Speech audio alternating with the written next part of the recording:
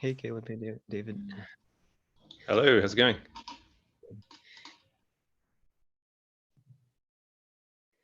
Yeah, we'll wait a minute for people to join.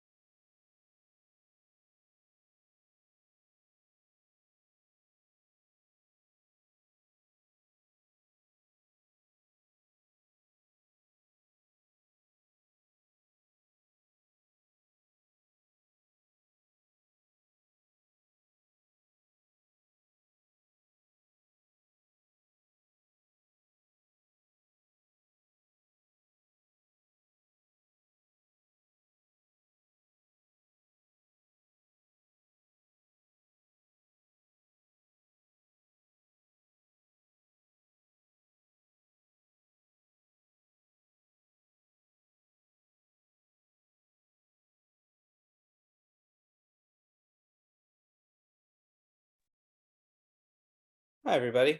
Sorry, I was having a bit of technical difficulties there. Just gonna get our notes up and we can go ahead and get started.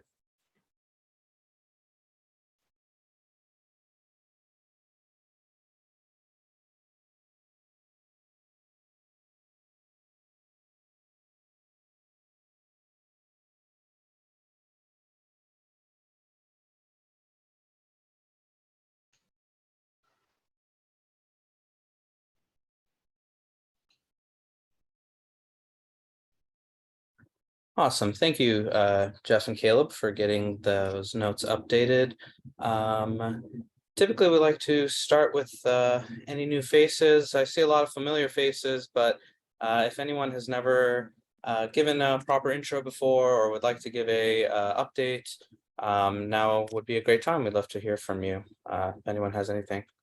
Awesome. Jacques, you have your hand up. More of an outro. Unfortunately, due to changing circumstances at my end in Shopify, I'm going to have to drop out of this group. Kind of sucks, but I thought I'd be upfront about it rather than ghosting all of you. Oh,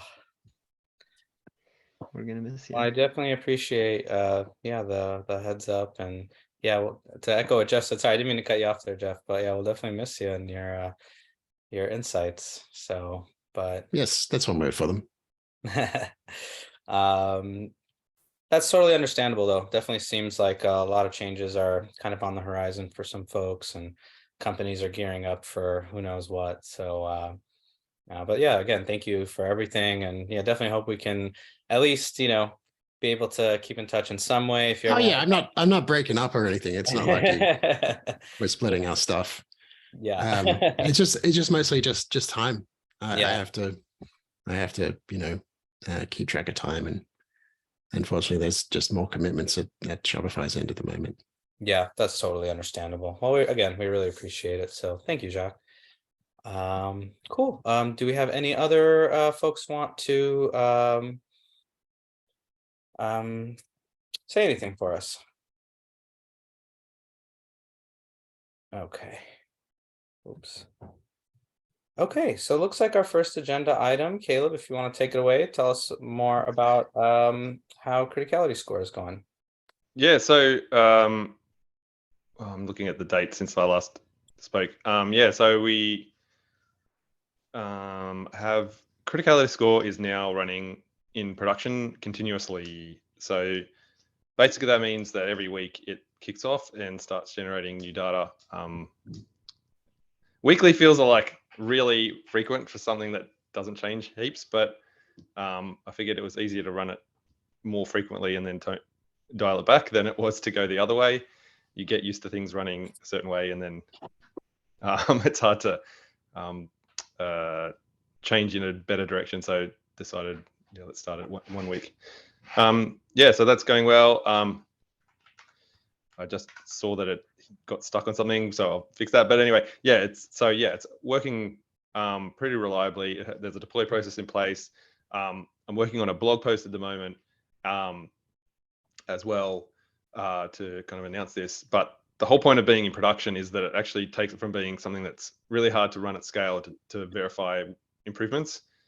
And it needs to run at scale basically to be able to have an impact and to be able to find critical projects. So for those two reasons, that's why we've been working on getting it running in production. So that's pretty cool. So now if someone wants to introduce a change or try and understand whether a new metric helps or doesn't, they can do that. We also have the data in BigQuery as well as CSV. So people who want to actually query the data and try different scores that way or explore it in that approach using BigQuery, they can do that. They can also just download the CSV and use it offline. So yeah, that's really where we're at with that, which is really good. Awesome, awesome. And then there's a particular URL domain for criticality score now, correct? There is. I thought so. Am I misremembering that? Let me. You may not be. I wouldn't know.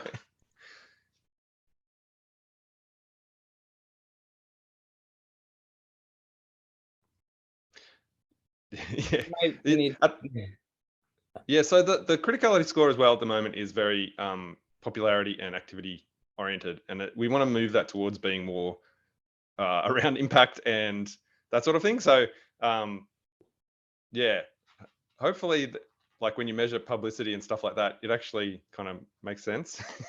But certainly we could do that. It'd be interesting to see as well, like now that it's running at scale regularly, but you can start to do change, like analysis on how things change over time as well, which could be interesting for people. Yeah, and that's fantastic. And actually building off David's point here from the chat, you bring up a really good point about publicity, because we're gearing up to do some announcements soon too, and we worked on some pretty high criticality projects. So I think we could easily incorporate criticality score, even if we just literally state the project's criticality score as part of the results. Would be a very easy, quick way that we can get more eyeballs on it, and so we're happy to help out with that in terms of publicity. I'm going to put that. Well, I actually meant in both directions. I mean, I'm being somewhat facetious, somewhat real. That I'm sure that we're gonna, now that this is live and it's tracking and saying it's a horse race. It's like, oh my god, when you turn it into a game, people are going to gamify this. I mean, it's like, oh my gosh, I need to get my criticality score up.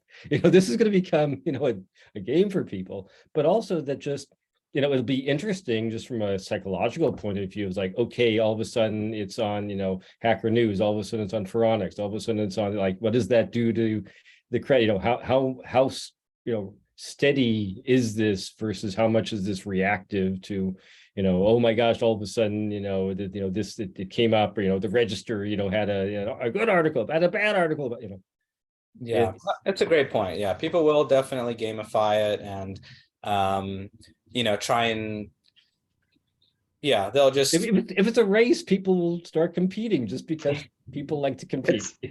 The whole point is it should be immune to that, but I know it should. And the way to become critical is to actually like have your dependencies in places. So it's going to be interesting as well, because I know internally at Google, the people who run deps.dev are looking at exposing that score through their website as well. So it's definitely the ability to race, turn it into a public scoreboard is a problem. Like it's a potential problem, or maybe it's not. Yeah, and I mean, we've got great. Sorry to interrupt. We've got really bright engineers here who still reverse engineer this and find a way to boost this, even if it's not intended to be boosted. Like, but that's sort of good in the sense that they can find problems with the score that is not actually a consistent, reliable, and that there is this artificial or inaccurate measurement going on. So, but. It's great, but congratulations for getting it. I mean, it's really because it's only out there with experiment that we'll discover this. So. Yes, absolutely. Excellent. Do we have any other questions for Caleb or any other discussion points regarding the criticality score? I had a question, which is I might have asked this before and then forgotten the answer because that's just how I roll. But is there sort of like versioning or additioning for the criticality score? So if I see a criticality score just naked in the wild, I don't know which version of the criticality score. So would I say criticality V1, V2, criticality October edition? So that is really like, how do you present the criticality score? And like, I haven't considered how these get presented out of context. In the data itself, it is capturing the date it was collected, or the basically roughly when it was collected, and it also includes a commit ID, but they're not particularly usable information. So yeah, I haven't really thought about how this gets presented. Over time, the score itself will evolve. And the reason the schema is called V0 is because I literally just took what was coming out of the tool and put it into BigQuery.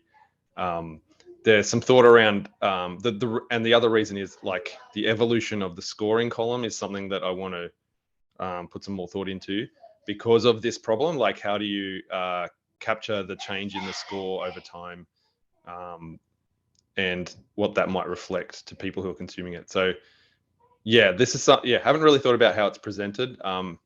Certainly, like if you were looking at it and then one day the score changes dramatically, then you may be wondering why. Certainly, yeah, an interesting question. And I mean, if we had a website that you could link back to or some other thing, like understanding the score might be useful, or that it could deliver some more context around how it was calculated. Yeah, those sorts of things would be useful, but like have not thought about that much at all at this stage. Cool. Is there still going to be like a somewhat public like CSV file of what the output of the criticality score generates?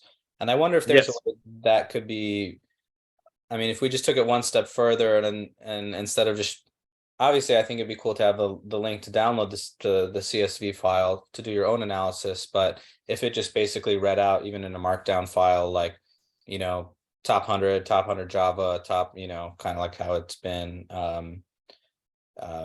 So I'm sure it's in the notes. I think you've put the link to the outputs of criticality score before. And yeah, I'm just wondering, oh, there it is, the common data storage, Google APIs.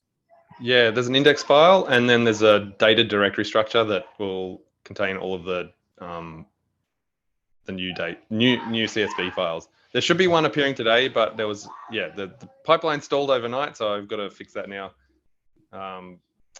Okay. Yeah, no, this is great though. And I just, if it's part of the plan or what have you, I'm sure this data could feed into, you know, something that could easily be, you know, presented or consumed, going back to the you know, the presentation bit. Awesome.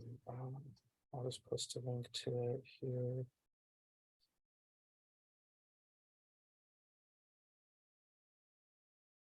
Awesome.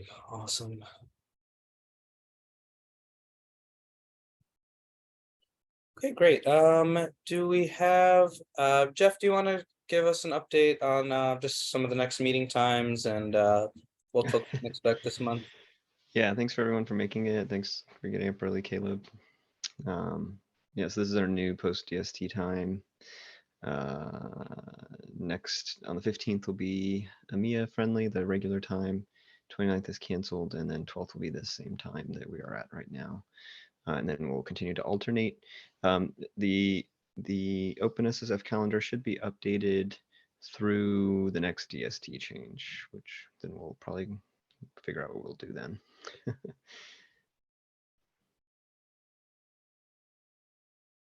Awesome. Thank you, Jeff. Okay.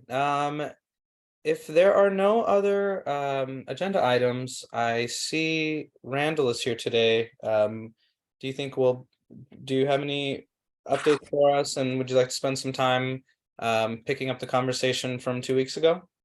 Yeah, actually, I do have updates, and I actually need to come back to this because I was kind of pulled off by OpenSSF powers because I had to get some other plans situated that are finalized this week.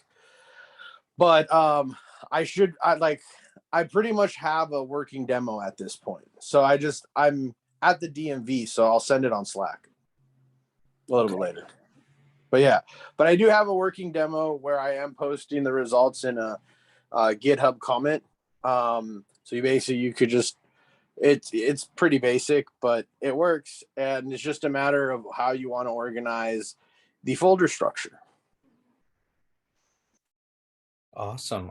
Well, thank you so much for joining from the DMV, probably the last place I'd be able to do anything productive. So I really appreciate that. And cool. Well, yeah, please send it over. And then maybe what we can do then in one of our next meetings, we can do a more kind of thorough walkthrough and talk about it. So Yep, that would be great.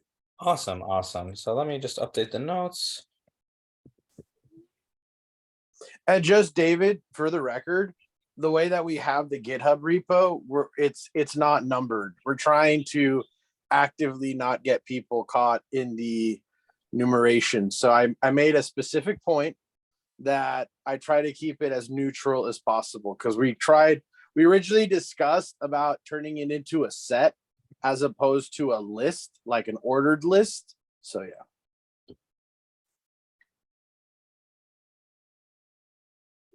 Excellent. So I'm also gonna put on for, okay, yeah, so we have it here for future topic ideas. So walk through a demo.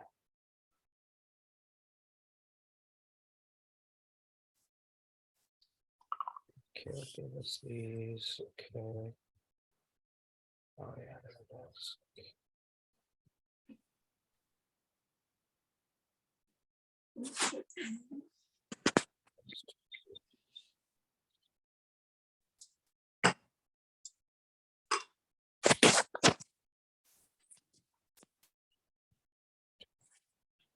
One of the ironies of APAC time, thinking about Caleb being up at 6 o'clock. If I was in Western Australia, this would be 3 a.m. It's 7 a.m. at the moment. Yeah. Oh, 7 a.m. You got daylight savings. Yeah. All right, I forgot. Yeah, we move it during daylight savings time. Yeah. Luxury. Here it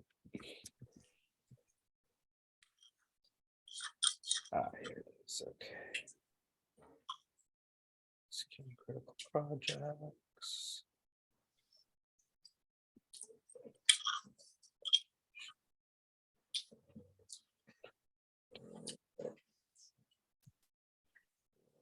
Okay, wonderful. I was just looking at some of the things under future topic ideas.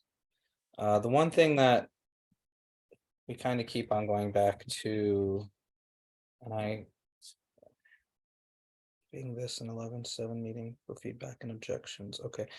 So I guess what we can do then regarding the charter, Jeff, since we're recording this session and all the other sessions, we'll just for the next 2 to 3 sessions, so that we get a good representative sample of everybody, we'll just do a open call for any feedback or objections to the charter that is currently under review basically by the working group.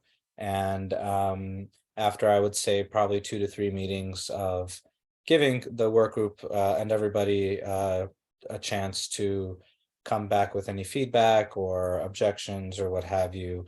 I think after that we can go ahead and more or less formally adopt the charter and incorporate it onto the repo. Does that sound good to you, Jeff, and everyone, if anyone has thoughts on that? Okay. Yeah, Okay. sounds good to me. I think we've done that unofficially, but yeah, if we want to make it more official, do a couple meetings and then go ahead and merge it, I think that sounds great. Okay, perfect. Yeah, we Mhm. definitely have been doing it kind of unofficially, but I think because we've been doing it unofficially, it's kind of dragged a little bit. So, so I'm gonna go ahead and bring up the. I was gonna bring up the link to it to provide, and then I was gonna ask everybody, give everyone a chance to speak up if they had any feedback.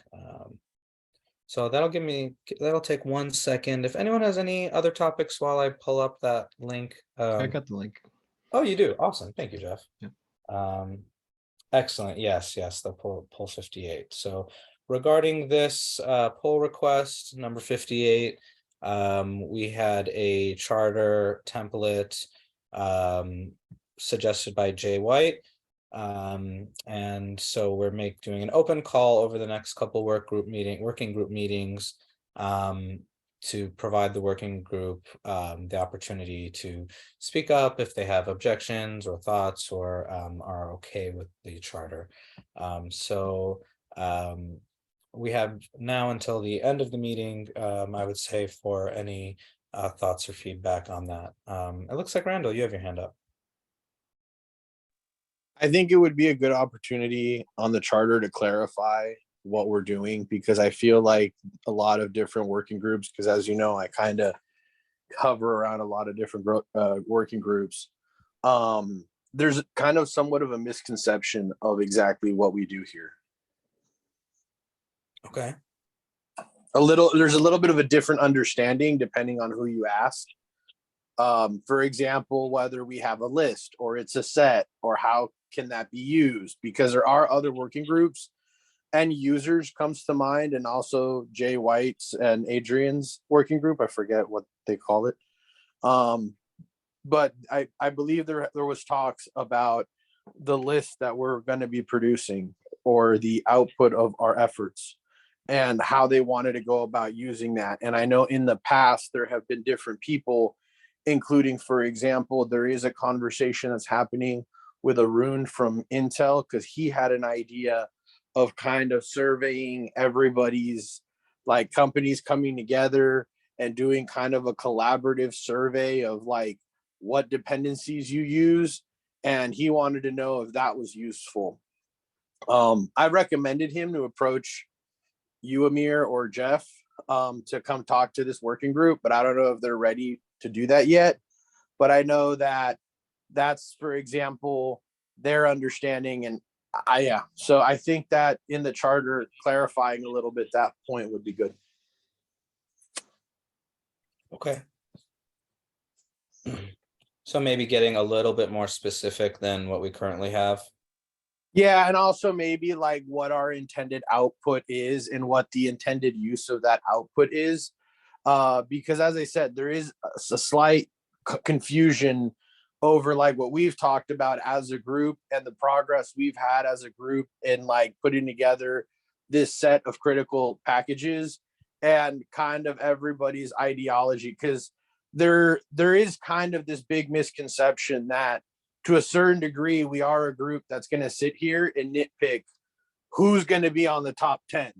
And yeah, like I've had to explain numerous times that's not really what we're going for. So, and to some people, they're really surprised and they're like, but why aren't you? And then it's like, well, you would have to come to the working group to understand why there's certain things we're trying to avoid.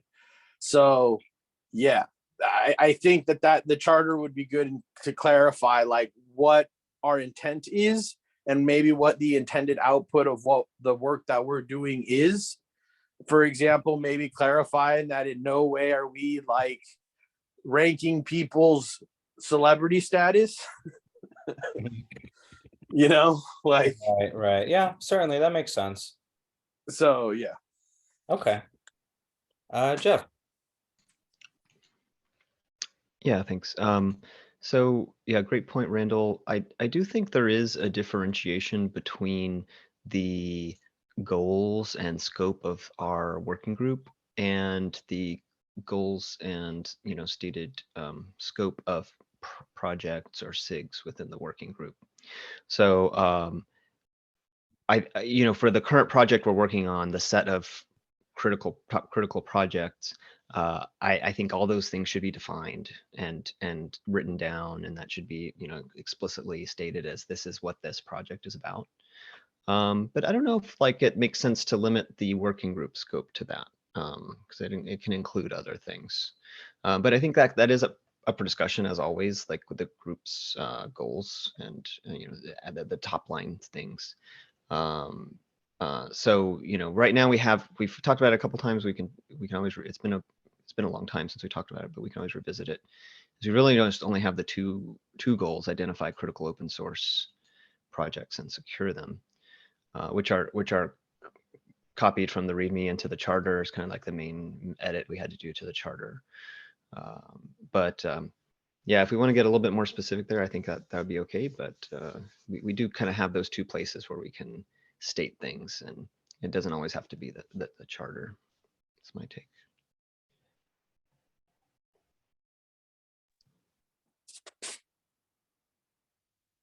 I definitely like that idea. I think that defining what a critical project is useful. Yeah, and I've kind of thought that maybe we should put that in the charter itself, like, or in the main goals of the working group, because we do say identify critical projects, which implies defining what critical means, but we didn't actually spell that out. But I think that is important. Agreed.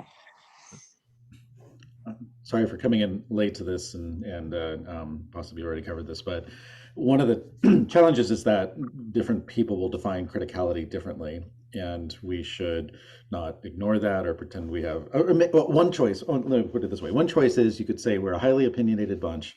We could, you know, solid in our convictions with a lot of science behind it. And here is the algorithm for determining your criticality score to 4 decimal points. You could also say, here are the various factors one may consider leading to that. Here's a spreadsheet in which you can plug in your weights for your different variables and come up with your own criticality scores. Or here's the 3 different groups with valid methodologies and they come to different scores. And here's the overlap and here's the divergence between them. But I think my personal take is recognizing the diversity of different opinions out there, how to do it, and where the real data is behind this is the best thing that this working group, one of the best things this working group can be doing.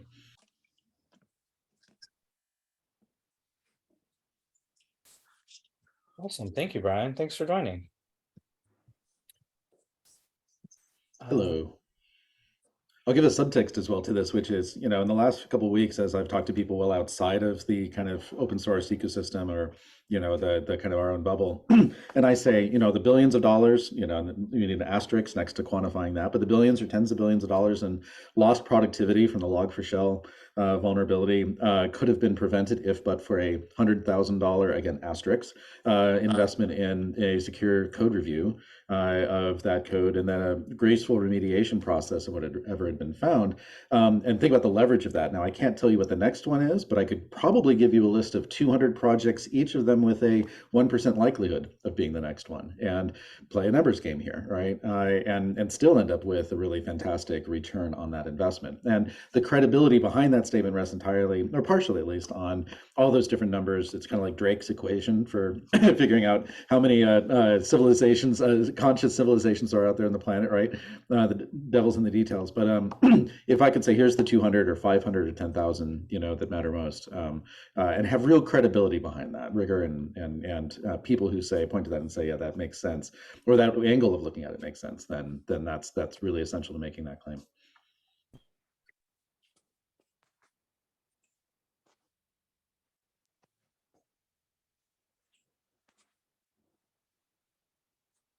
Awesome.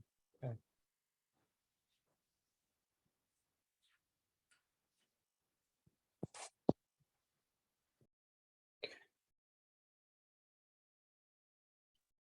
Excellent.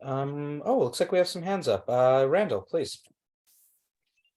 If you want, Jocks can go first because mine might be there is a point of that I want to make, and Brian Okay. kind of touched on it. So Sure, I'll say 2 things, I guess. The first one is I'm still pretty keen on the idea of SEER that I floated a while back. If you're not familiar, Brian, that was an effort to build a program and also a program, so to speak, of collecting direct estimates of impact and probability from experts on particular projects as an adjunct to the criticality score effort.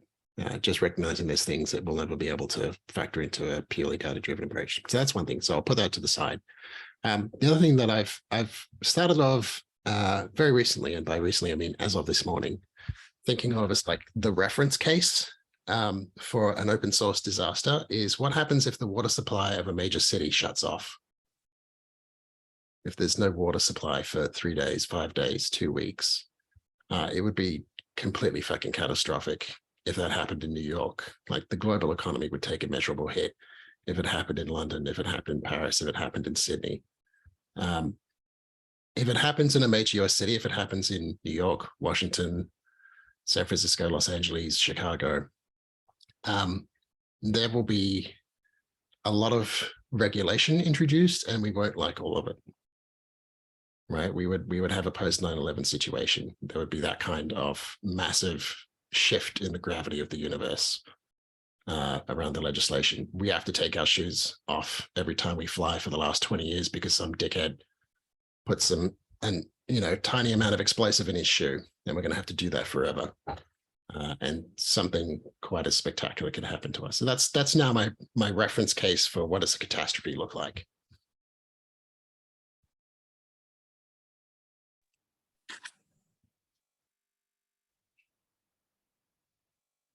All yours, Randall. Oh, okay. Thank you. I actually really like that second one because it's so true.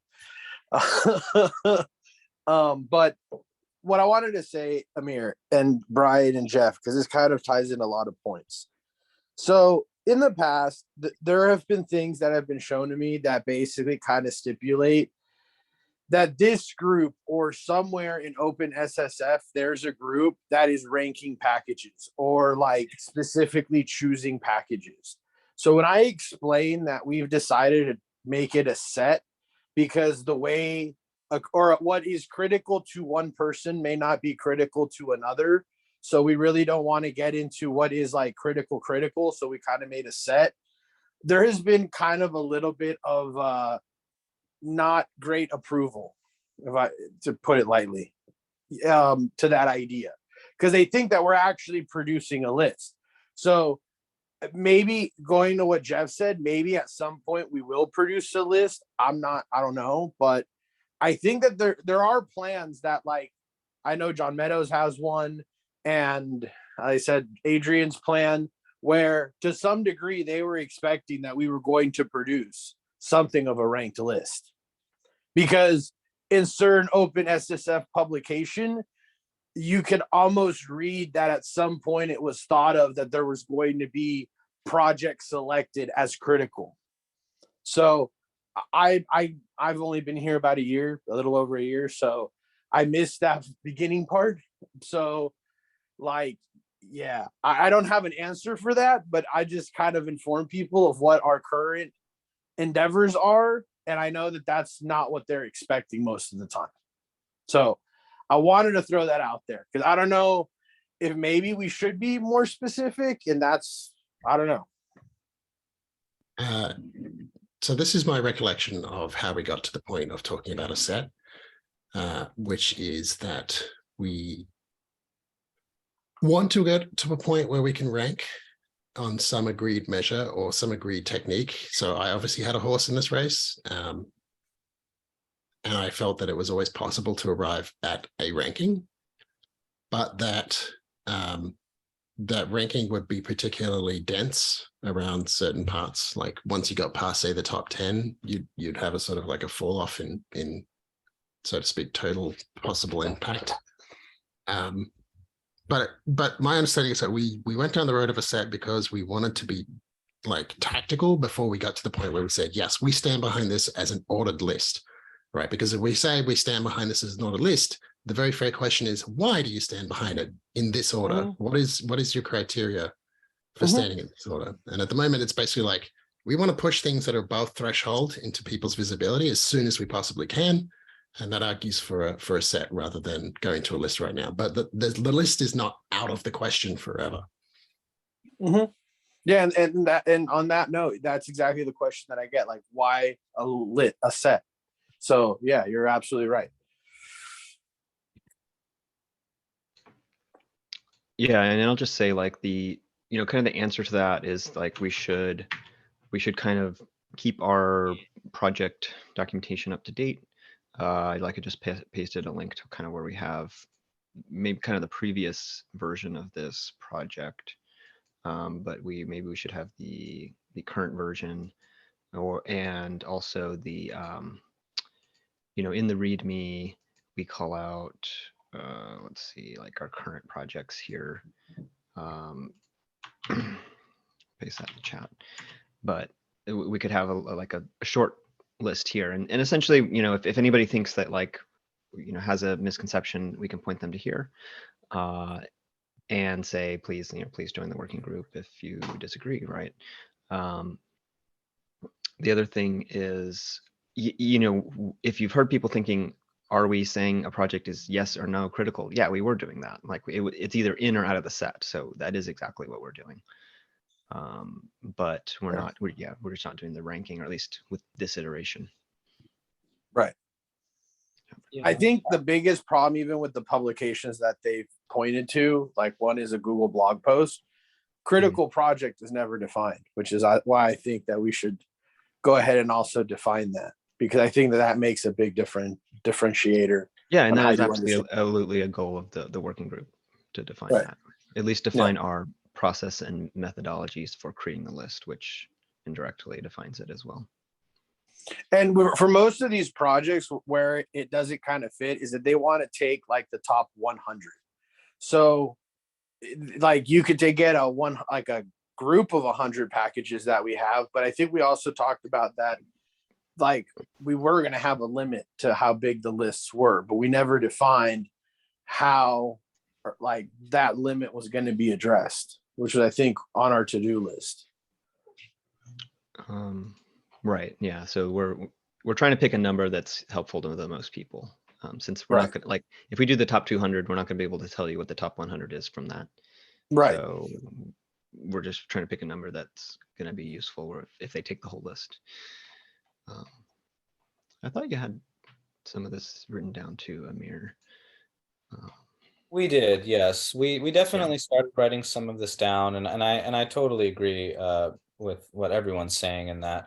Yeah, it definitely makes sense to write down, our methodology, how we got to this.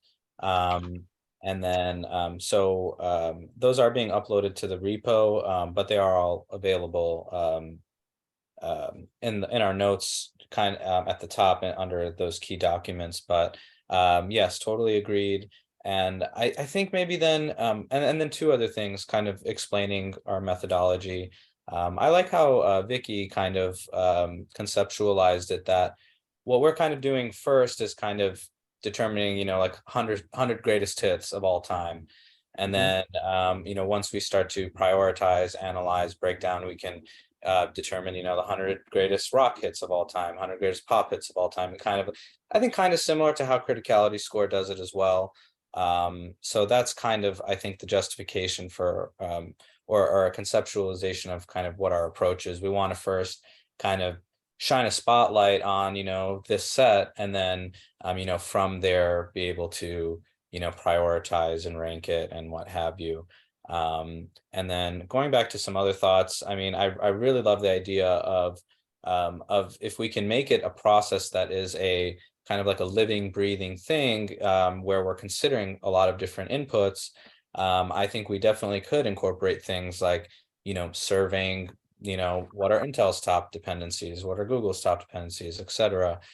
In the past, I can't remember who mentioned Arun's idea about that, but I think it's a great idea and concept. I think the execution of it is going to be tough because, there's, don't necessarily want to reveal everything that's in your stack and et cetera, et cetera. But I like the idea of if we have kind of a living, breathing set where, because like we were saying, things change over time, technologies change over time, the landscape changes over time. So if we can create the process in a way where it evolves with it, people will be able to continue using it instead of just, on December 1st, 2022, this is what we thought, were the most critical, projects in the ecosystem. And then going to Brian's point about, the different kind of views or definitions of criticality, I think it would certainly make sense if we were able to at least agree on maybe like a high level definition of it, whereas, we can explain the reasoning behind it. But then, of course, with that idea that, this is all open to interpretation, depending on what you're using, this might not apply to you as much. But I feel like we could get to a place of certain projects where, it doesn't matter what company you work for or where you live in the world or what have you, like these are critical to everybody. But I don't know if that's too high level or even possible. So but definitely I think, yeah, maybe if we spent some time specifically working on this, kind of like a almost like beginning with the end in mind. So if we start with like, what would we output to OpenSSF as a whole, like a summary document explaining our, like you said, our intent and what we're trying to do, what the output is, make some basic definitions, and basically show how we arrived to where we did, kind of show our methodology, and then say, have this output of projects. I think we'd be in a good place because, I definitely want to balance, making it as good as it possibly can be and as accurate as it possibly can be versus, letting perfect be the enemy of good and getting something out that people can use and give us feedback on. So I want to definitely try and walk that fine line between the two. So yeah, these are all very good points, very good ideas. So Brian, do you have any immediate thoughts as to kind of how we should approach this in terms of timelines and maybe setting some soft deadlines for us, to kind of help us keep us on the target, and so forth, if you have any thoughts there? Can't think of any external triggers for or pressures for coming up with answers for these. I think it's just, there's a perennial ask for what are the most critical projects or what is your philosophy towards developing them. So, I nor do I know of like, okay, here's a big budget item that's going to ask for the 10 most critical projects to go do security audits of all of them or anything like that. But I think, yeah, I don't know of any external forcing function for that. We have our end of year kind of reporting right now. I believe you all submitted a report from the working group for the end of year report for OpenSSF. That's the only deadline I can think of relevant to this working group. But I just think this is stuff that's highly useful for us. I don't know if we're going to do a follow up to the Census 2 work with Frank. We haven't, Frank Nagel at Harvard. We haven't, as far as I'm aware, touched up on that. But Hillary Carter, who runs LF Research, might be running that. No, I don't think of any other dates that force or suggest a certain pace. Okay. Okay. Then what I would recommend we do is maybe just make a list of all the things that we should be doing and considering, and then just prioritize them and go through them one by one. So I really like I think first and foremost, we should probably start with like a high level document. Or I mean, we already have one, so maybe build on that, work on that together as a group, to get it to a good place, so that, everything that we build off of that, we have that high level document as a reference point. And I think that'll help us a lot too with kind of what we were talking about, defining things, listing or explaining explicitly, what our intent of this is, and clarify what we're doing, and what the outputs, what folks can essentially guide folks who are ingesting this as well, how to ingest this and understand it. So I think that would make the most sense, starting with a high level document, and then maybe in concurrence with that, then we would start working on your demo, on Randall's demo, and kind of look for ways to build off of the MVP that we currently have, feed that into the high level document and vice versa, and then we can go from there. Oh, we have a hand up, Randall. I was going to say kind of what you said, that maybe also thinking about what our first deliverable of that repo ecosystem is going to look like. If we're just going to check in a markdown list with the packages we had before and start with that. So like first pull request would just add package 101 or whatever might be a thought. Excellent, thank you.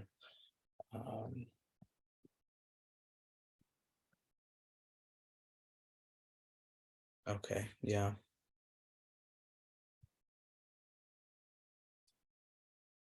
Okay, that sounds good. So then what we'll do then is for next meeting, we will set dedicated time to work on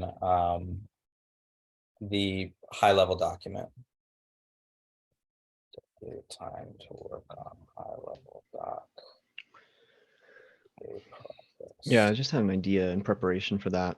Mhm. Should we like version our lists or sets? Like, should we take what we have and call it V1 Yes. and then make in our Yes. GitHub repo Yeah. 2 directories under that? You know, take what we have and put it in a V1 directory, create a V2 directory. We could put the current document in GitHub Markdown under Can I V2 make and then start working there. Can I make a suggestion that we, instead of calling it like V1, V2, that we addition it by month and year? So you say, January 23.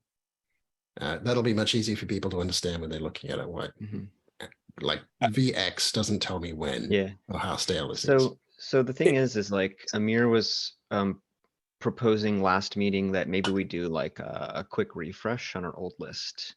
So we would do that today, but we would call that V1.1 or something. Mhm. Yeah, but I agree, like, I don't know. Yeah, it needs to make sense.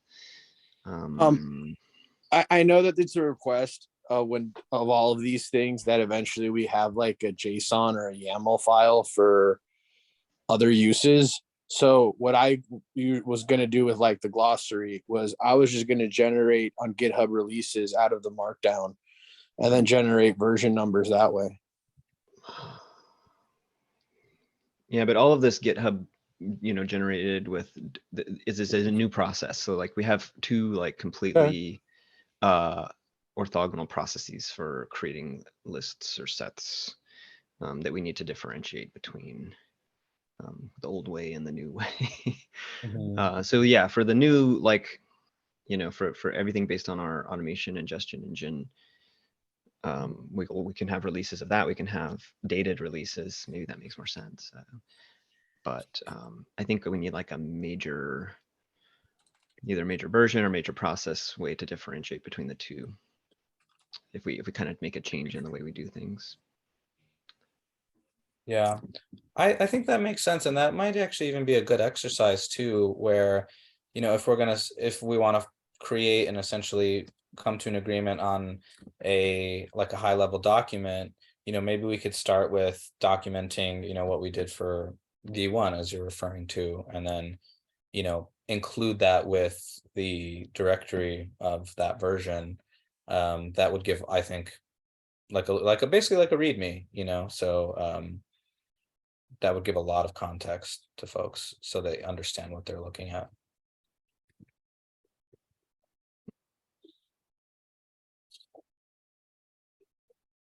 So V1 is /20.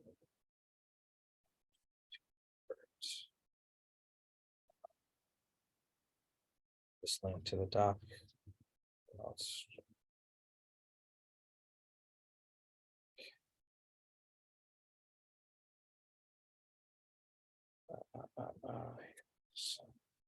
Excellent. Okay. Yeah, this looks really good. And I mean, I'm more partial to us using work group time to kind of do this stuff as a group. Does that in general work for everybody, or do you think it makes sense to try and do some of this stuff asynchronously? If anyone has a preference on that, on which approach works better. I think we could do a bit of both, but I do like working as a team, so that way you get feedback and at the same time. Yeah. Yeah, that makes It a lot might of be sense. that you do the non-controversial stuff offline and the controversial Exactly. stuff in the Yes. meeting. Yeah. Yes, great thinking. Okay, cool. So then, so we'll definitely set dedicated time then for our next meeting to to start with like a high level document, iterate on the process, kind of define some more key things that we're working on, write it down, because that'll help as well with feeding into the charter. And then we'll also do some, as part of that, some GitHub updates and refresh, and as well as the start looking at the MVP for the ingestion engine.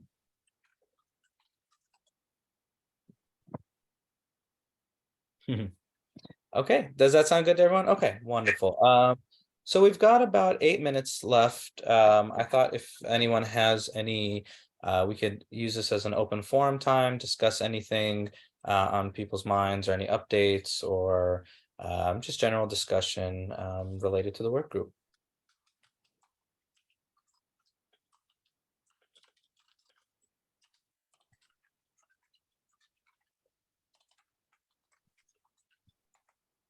No, okay.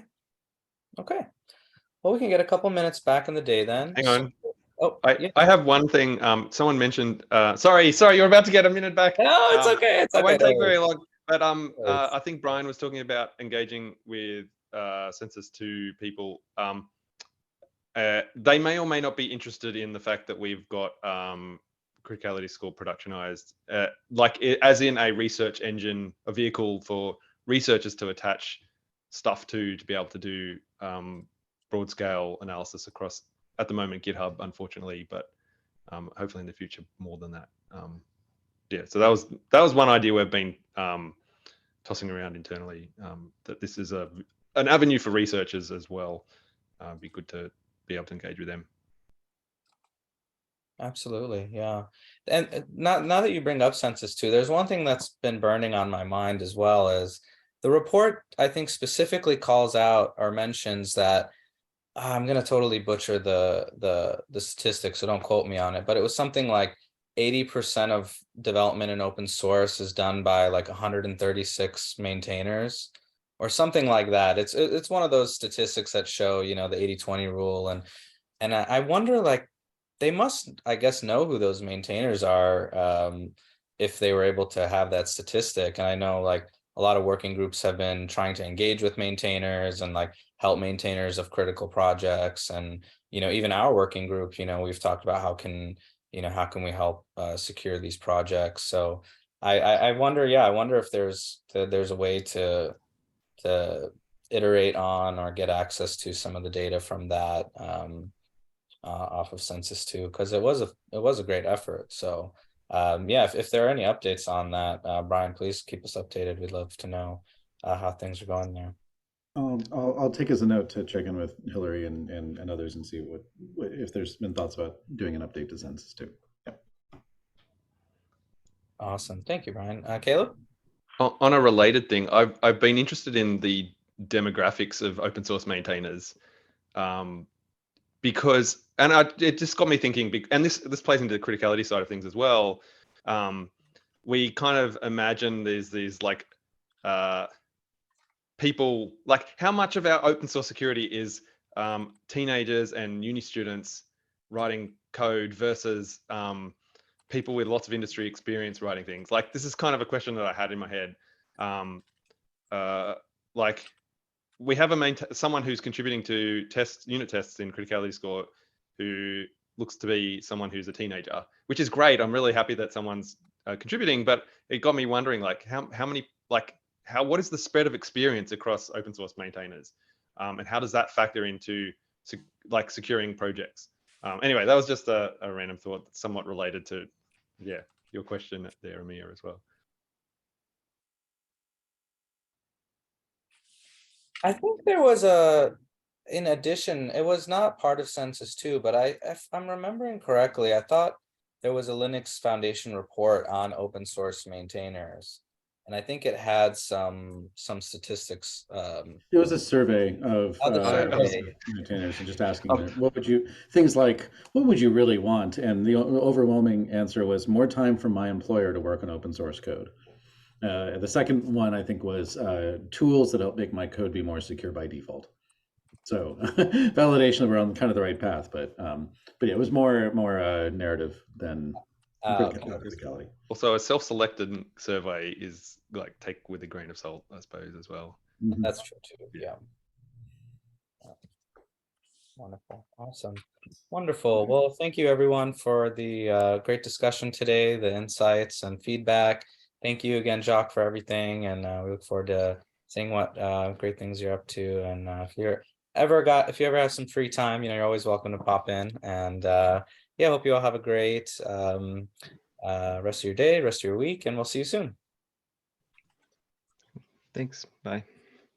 Bye.